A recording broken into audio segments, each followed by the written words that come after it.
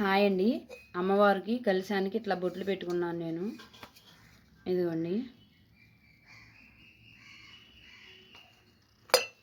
దీంట్లో కొద్దిగా పసుపు, కొద్దిగా కుంకుమ, అక్షింతలు, గంధం,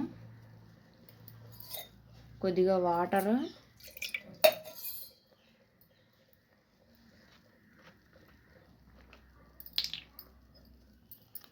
పన్నీరు,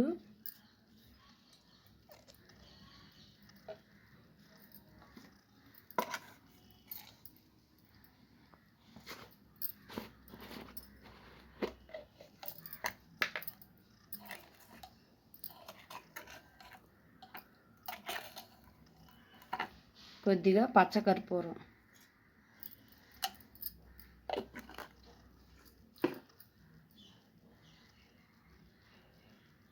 ఇదిగోండి. ఒక పుష్పం వడ్డించాలి. 3 మామిడి మండలు పెట్టుకున్నానండి. ఇదిగోండి. కలశానికి కొబ్బరికాయకి బొట్టు పెట్టుకుని కలశం మీద నేను పెట్టేస్తున్నాను అమ్మవారిని. ఇదిగోండి, ఇట్లా తయారు చేశాను.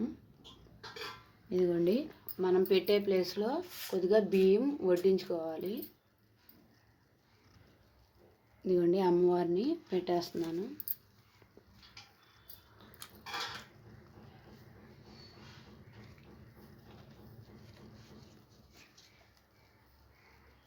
అదిగోండి.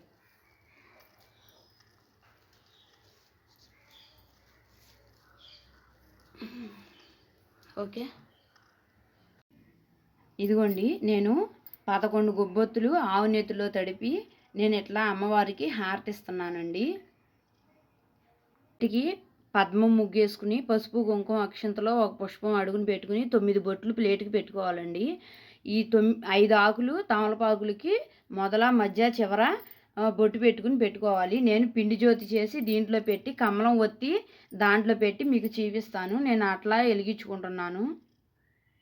ఇదిగోండి, నేను ఇట్లా తమలపాకులో హారతి నేను రెడీ చేశాను అమ్మవారికి.